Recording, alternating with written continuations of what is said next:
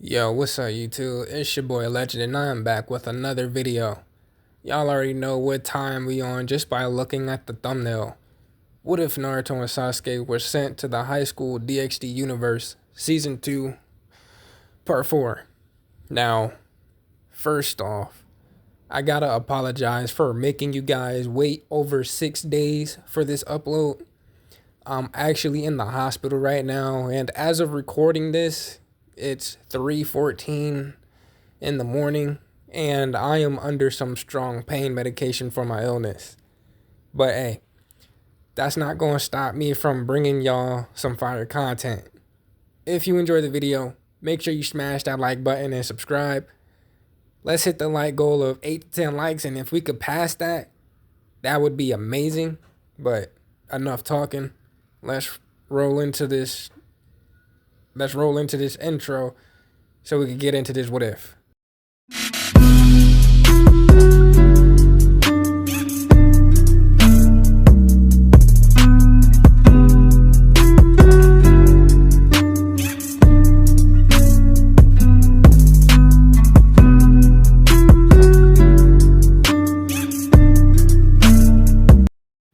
The night sky above Kuoh split open with light.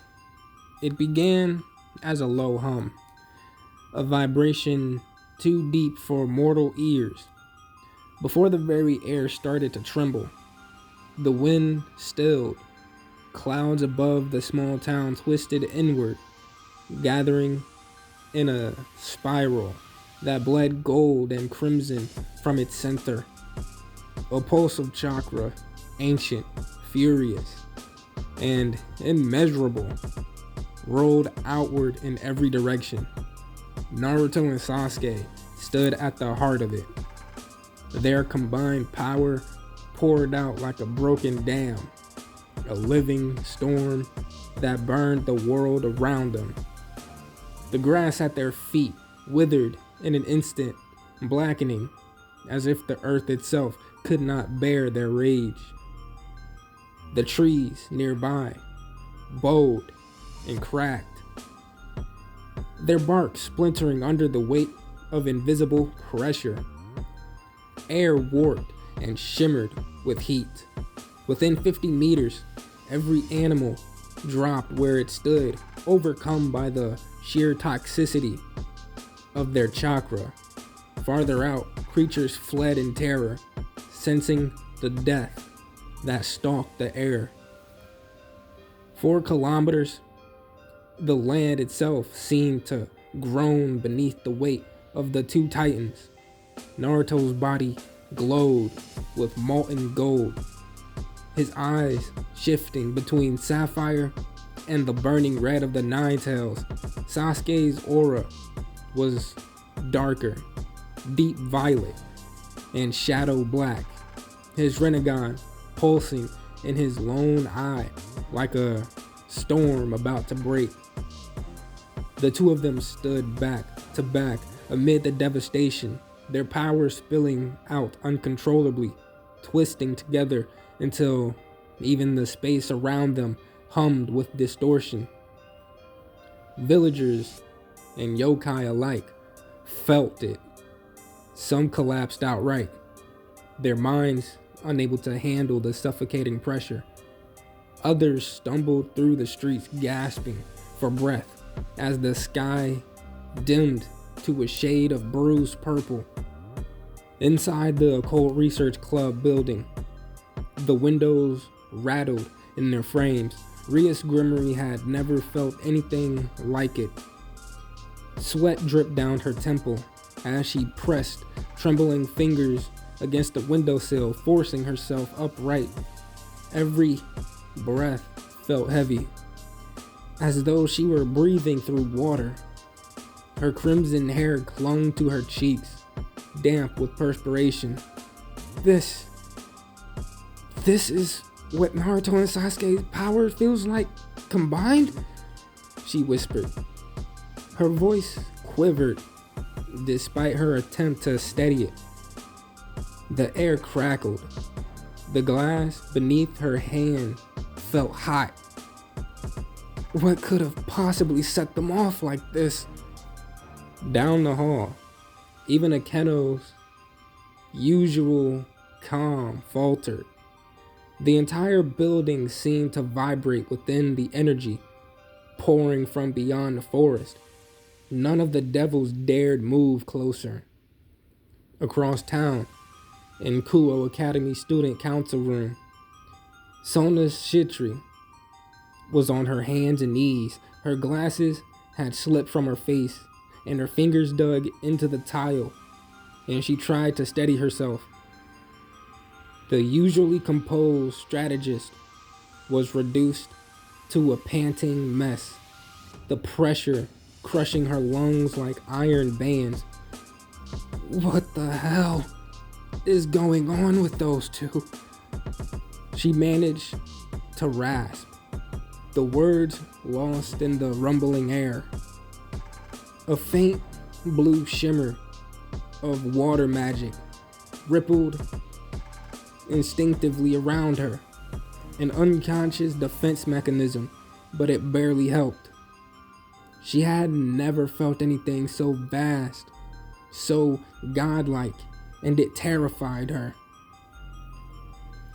Far away, within the sacred halls of heaven itself, alarms blared through marble corridors. Golden light flickered erratically as divine systems struggled to process the sudden influx of foreign energy flooding the mortal plane. Michael stood before the central terminal, wings half spread as he barked orders to the gathered angels. Reroute the excess power. Stabilize the detection grid, he commanded, his calm cracking into urgency. The console pulsed with chaotic readings, two massive chakra signatures merging and surging together, each spike greater than the last. What in the Creator's name are they? One of the lower seraphs whispered. Michael's eyes narrowed, golden and grim. Not gods, he said quietly, but not human either. Back in Kuoh, the storm reached its peak. The ground around Naruto and Sasuke was scorched and barren, glowing faintly from residual energy. The very air shimmered with heat distortion.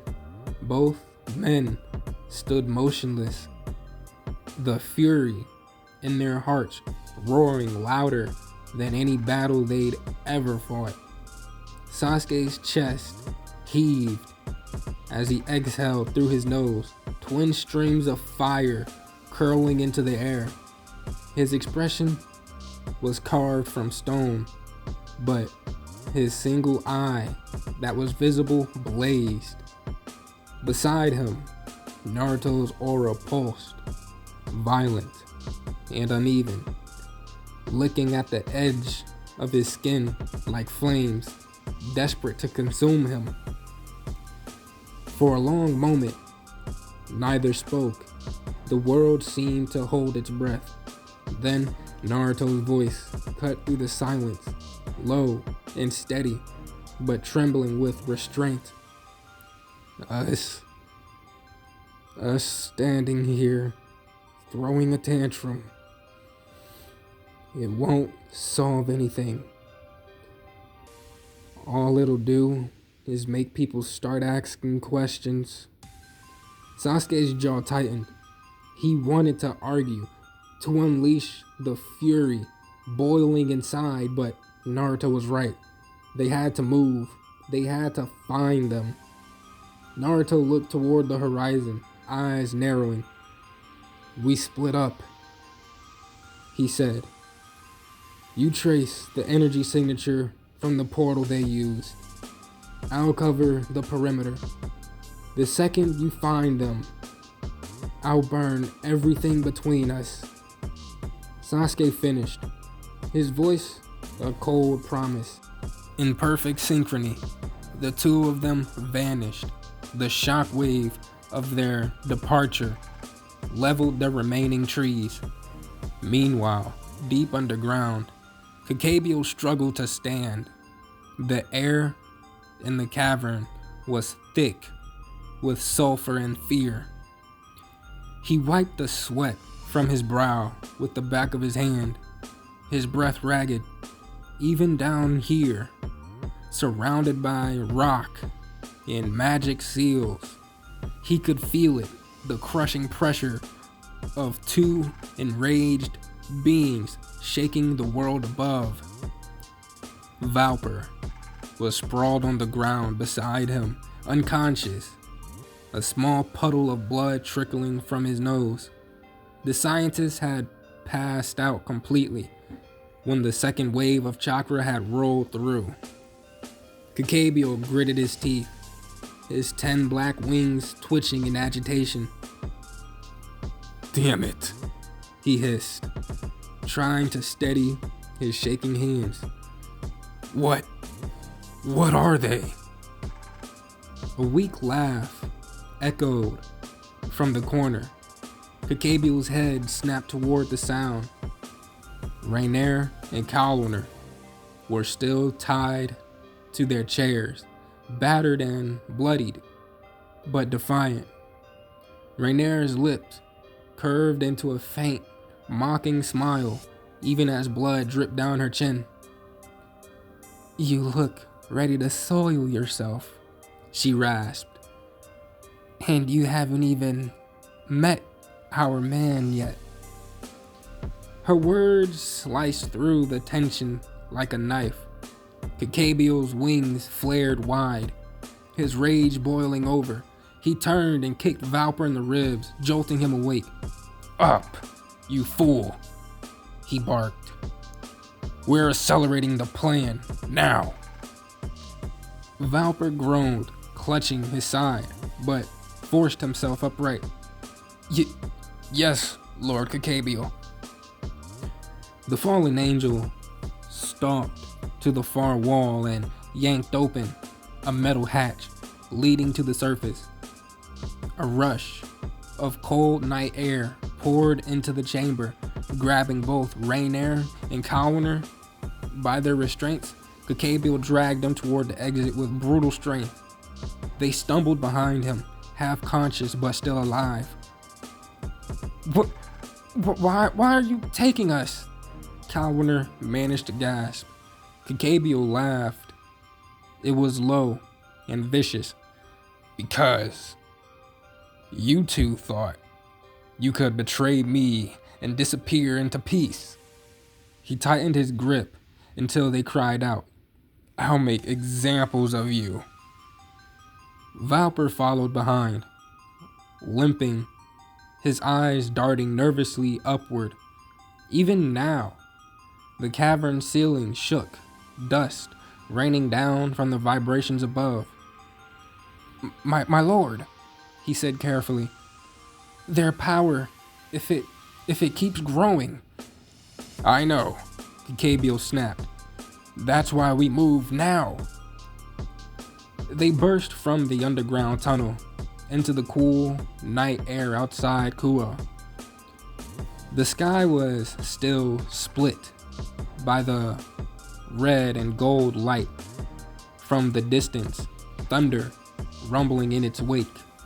Kokabiel's wings unfurled in a sharp, menacing motion as he took to the air, clutching the two women by their bindings.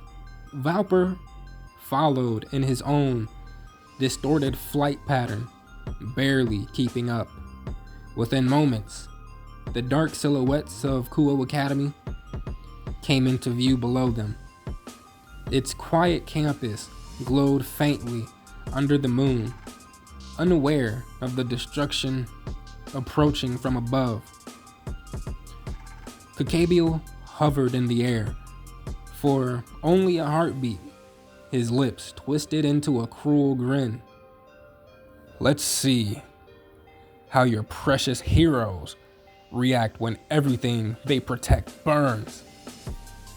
He released the woman, letting them fall roughly onto the school courtyard. and raised a hand toward the main building. Light flared between his fingers, black and red, violent and unstable. The explosion ripped through the night. Flames engulfed the academy in an instant, a roar of fire and stone that shattered windows for blocks. The shockwave rolled outward like a living thing, scattering debris and light into the heavens. Kokabiel hovered above it all, wings spread wide against the inferno, a dark god, reveling in his own chaos. But beneath the rising smoke, even he could feel it too. Two monstrous signatures closing in fast, like comets of wrath streaking through the air. He grinned, though a flicker of fear trembled behind his eyes. "They're coming," he whispered. And far across the burning skyline, the world answered with a rumbling roar. Meanwhile, Rias and her group were the first to arrive outside Kuoh Academy, alongside Sona and her peerage. All the devils instantly recognized the threat. However, they also recognized that Kokabiel and Valper had hostages in the form of Raynare and Kalawarner. Everyone was quick, and they realized everything and instantly knew why that intense power surge happened earlier. The two groups quickly came up with a plan. Since Sona's peerage was more defensive, they would focus on keeping the school safe. And because Rias had a more offensive peerage, they would try to hold off Kokabiel. Keyword being try. There was just one problem. The moment Kiba saw Valper, he went into a rage at seeing the man that got all of his old friends from the Holy Sword Project killed. Kiba was like an animal that was cornered. This was the time for him to take his revenge. The man who hurt him, who took everything from him, was right in front of him. Seeing Kiba's expression, Kokabiel smiled. He picked up Raynare by the back of her neck, placing his sharp nails to her throat. "Careful, boy. Take a step, and my hand may slip." Kiba, however, didn't care. He blitzed forward at Valper as Rias screamed for him. "Kiba, no! He'll kill her!" Kokabiel smirked and drove his nails forward, going to pierce Raynare, who was still bound. Blood flew through the air, splattering against the ground. Kiba froze. Rias looked on in shock. Kaneko went wide-eyed. Akeno had thrown herself in front of Raynare, taking the hit. Kokabiel's hand still inside her chest. She did it because she knew Raynare was everything to Naruto. And if she died, it would break him. And Naruto in turn would burn everything down. Kokabiel finally pulled his hand away, causing Akeno to collapse, her body going into shock from the wound. "Oops, that wasn't meant for you." The battlefield lay under a sky streaked with violet and crimson, a canvas torn open by chaos.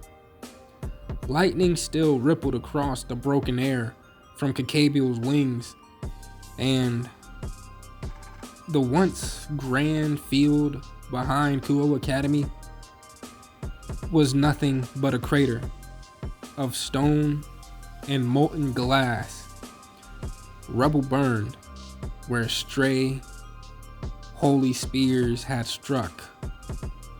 The air thick with the smell of ozone and dust. Kokabiel stood in the center of it all, surrounded by the wounded and the weary, devils, fallen angels, and hybrids, who could all barely stand. He was laughing. The sound was sharp, cruel, echoing off the crumbled walls of the school. "It's funny," Kokabiel said between fits of laughter, spreading his 10 black wings wide so the light of the fires shimmered off of them. "It's funny that any of you thought you actually stood a chance. All these big names, all this pride. And for what?"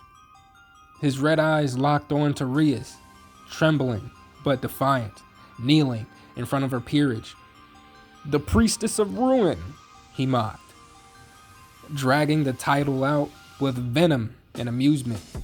Such a grand title for such a weakling. Rias clenched her fist, her knuckles whitening as her crimson hair clung to her face. Blood trickled down her temple, and even her demonic aura faltered under the crushing presence of the fallen. Kokabiel took a step closer, his voice lowering into a dark, satisfied chuckle. "However," he raised his right hand, gathering a spear of pure light that burned brighter than the torches of war. "I, the new fallen morning star, will take my time and destroy all of you. And once I finish with you, this fragile piece your factions cling to will crumble into dust." That made Rias's eyes widen in horror. The weight of the truth struck her harder than the wound she'd already taken. Her lips trembled as she forced herself to speak. It can't be." Her voice barely escaped her throat. "Kokabiel wants another war to happen. He's using all of us to spark it." Kokabiel's smirk deepened. "You're not as dumb as I thought, little princess. But unfortunately, your realization comes far too late." He snapped his fingers, and the ground behind him began to tremble. A vast magic circle flared to life, etched in burning crimson and black sigils. "I'll let all of you have some fun," Kokabiel said almost casually as the earth cracked open and a monstrous growl erupted from the void. "With the guard dog of hell, Cerberus." The circle exploded in a storm of light and heat, and from its center, the three-headed beast emerged. Each of its colossal heads bare teeth like iron spikes, its eyes glowing red with fury. Change clanged around its muscled form, each step shattering the ground beneath it. The yokai watchers gasped, and even Sona's peerage took a step back. "I'd advise you all to be quick," Kokabiel said with a lazy grin. "He might attack the wounded first." He began to laugh again, a sound of pure malice, but it died suddenly because Cerberus had ignited. Not from holy fire, nor demonic energy. This was something else, something darker. black fire that ate light itself. The three heads howled in agony, and even Kokabiel recoiled, his laughter breaking off into a confused hiss as the creature's massive form began to dissolve into flame. The temperature soared in an instant, the air warping under the heat. Even the most battle-hardened devils shielded their faces as the flames grew, swirling into a twisting black tornado. And in the midst of it, a voice, cold, sharp, commanding, inferno style. Susanoo, flame control. All eyes turned upward, descending from the sky, encased in a ribcage of ghostly purple energy, was Sasuke Uchiha. His eyes glowed with the terrible combination of the eternal Mangekyo Sharingan and the Rinnegan, one blazing scarlet, the other violet, rippled with power. He landed like a meteor, his Susanoo ribcage cracking the ground beneath his feet. The black flames of Amaterasu swirled tighter, condensing into a single sphere around the howling Cerberus. Burn out, Sasuke said flatly. The words themselves carried power. The black inferno compressed until it collapsed inward, imploding with a deafening shockwave. The explosion was silent for a heartbeat, then unleashed a hurricane of scorching wind that sent everyone sprawling.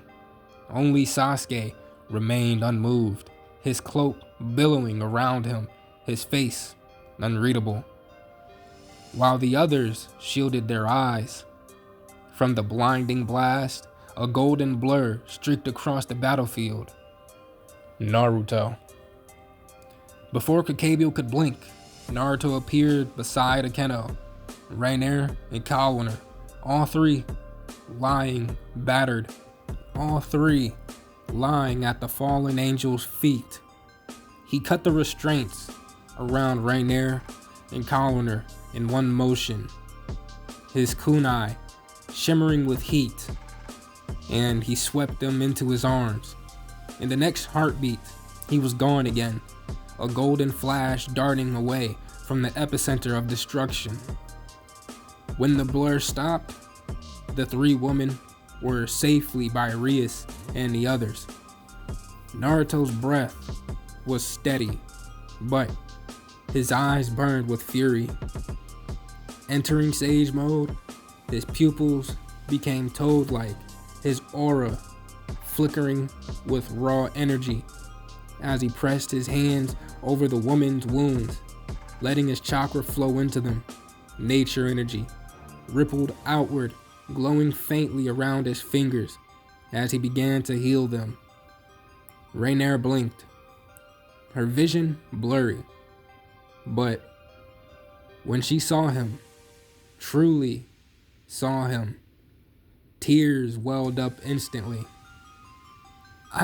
I knew you'd come for us, she whispered, her voice trembling as she clutched at his sleeve.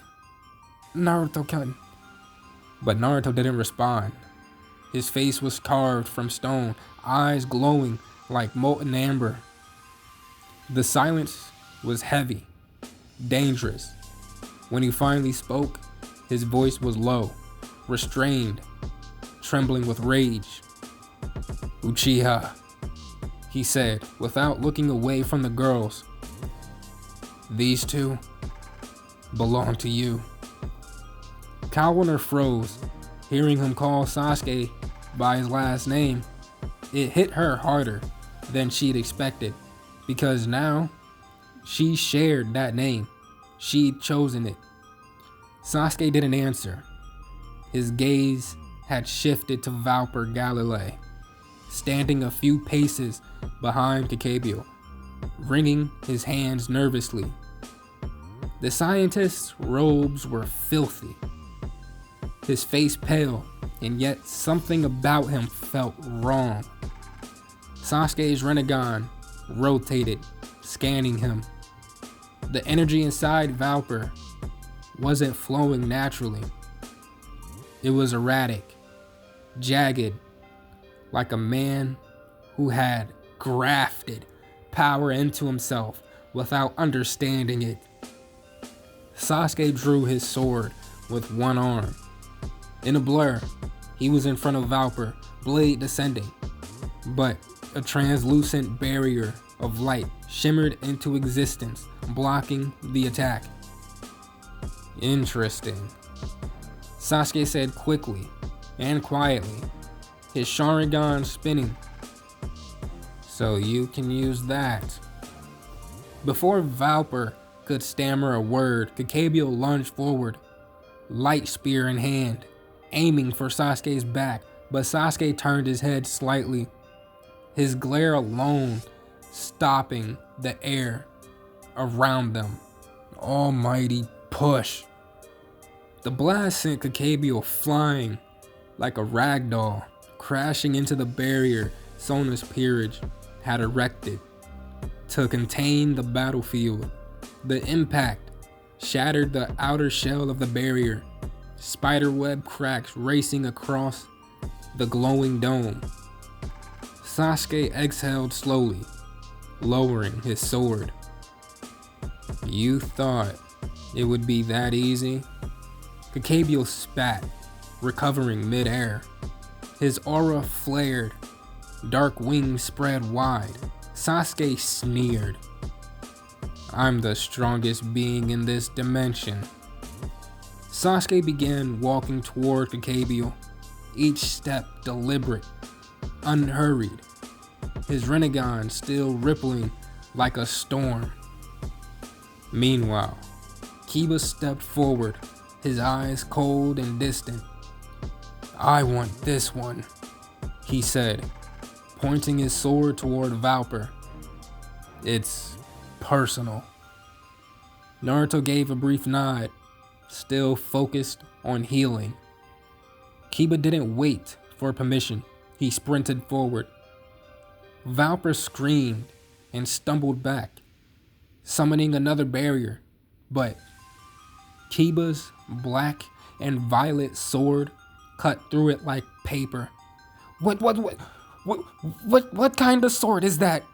Valper gasped, terrified. Wait, we can discuss. The name, Kiba growled, is Riftbringer. His voice shook with restrained fury. The perfect counter for your cowardice. He stabbed his sword into the ground. Sacred gear! Sword birth!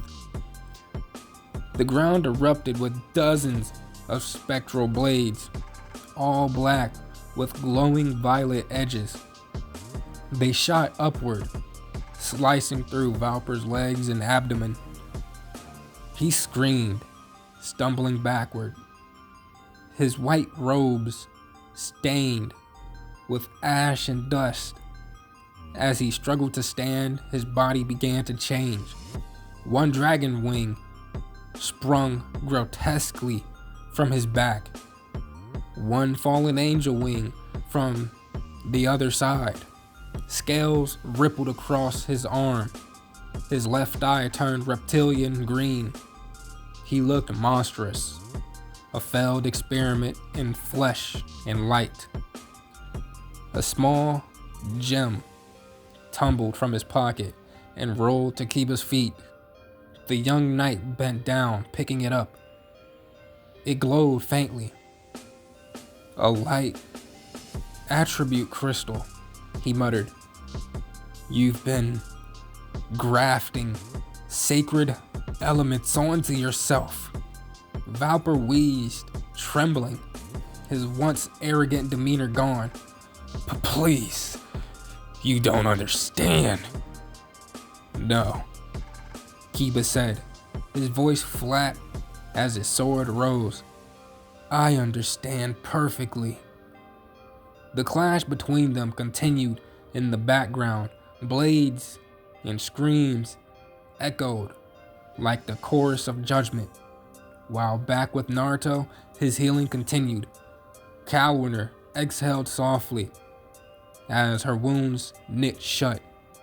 Akeno stirred, gasping for air, and Naruto immediately placed a steadying hand on her shoulder. "You alright?" he asked quietly, his voice calmer, but still edged with fury. Akeno looked up, her eyes glassy with emotion, seeing Naruto, the man who saved them, who was now sharing his life force to heal them. Tears fell down her cheeks. She nodded wordlessly. Then, Raynare's voice, trembling but clear, broke the silence. "Baby, Akeno, she almost died for me." Naruto froze. He looked down at her, golden eyes narrowing. "What?" Raynare's lip quivered. "Kokabiel. He went to kill me, but Akeno took the hit. That's why she was injured." For a brief second, the world went silent. Then the ground cracked beneath Naruto's feet. His chakra surged, uncontrolled, waves of energy rippling through the air as his pupils thinned into slits. The markings around his eyes darkened, Kurama's power bleeding through. He took a deep breath, forcing himself to steady. "Not now," he muttered. "Focus." He turned back to Raynare, his hands still glowing with healing energy, the energy of a sage. But something wasn't right. The flow wasn't taking hold properly. "Why is this taking so long? Where else are you hurt?" Raynare's eyes darted away. "It's nothing," she whispered. But Naruto could read her. He could read her every emotion, every lie. His expression hardened. "Show me," he said firmly. Raynare shook her head, tears welling up again. "Baby, please." Naruto's aura flickered. He stepped closer, his voice deeper now, laced with authority. "Raynare Uzumaki," he said, and the use of her full name made her heart stop. "Show me." Her trembling hands lifted her shirt slowly, turning her back toward him. The word carved across her skin glowed faintly with malicious magic. "Traitor." Etched deep, burned into her flesh by Kokabiel's power. He didn't move for a moment. The veins in his arms pulsed.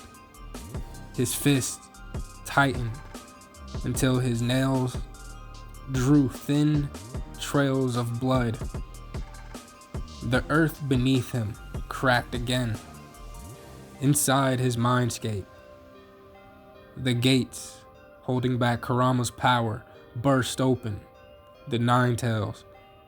His eyes snapped open, a mix of fury and anticipation. "Finally," Kurama rumbled, his chakra flowing into Naruto like a flood. Back in the real world, the effect was immediate. Golden energy erupted around Naruto, blazing brighter than the sun. His eyes turned radiant gold, cross-shaped pupils forming at the centers. Black seals glowed along his stomach, hands, and legs. Intricate and divine, 8 orbs of pure black energy hovered behind him, truth-seeking orbs, humming softly in the charged air. The weight of his power crushed the battlefield. Kokabiel faltered midair, His wings spasmed. Even Sasuke glanced sideways, the Rinnegan pulsing in acknowledgement. Naruto vanished. One blink, and he was gone from sight. The next moment, Kokabiel felt it. A presence behind him, so overwhelming that his body froze. He couldn't move. He couldn't breathe. Even his wings refused to obey. What are you? He choked. Naruto's voice, cold and low, answered, judgment. His glowing hand phased through Kokabiel's chest, not piercing, passing through like light through mist. For a brief, searing instant, Kokabiel felt something wrench free inside of him. A force that burned hotter than the sun. Then, Naruto withdrew his hand, holding a small black orb pulsing with darkness. Kokabiel's corrupted life force. The fallen's eyes widened, then dimmed. His body went slack, collapsing as the light drained from his wings. The battlefield went silent, save for the quiet hum of Naruto's golden 6 paths chakra. But guys, I'm going to end it off right here. If you guys enjoyed the video, make sure you hit that like button, subscribe while you're at it. But without further ado, I am out, and I will see you guys in the next video. Stay blessed, all of you. Have a good night, morning, whatever time it is for you guys.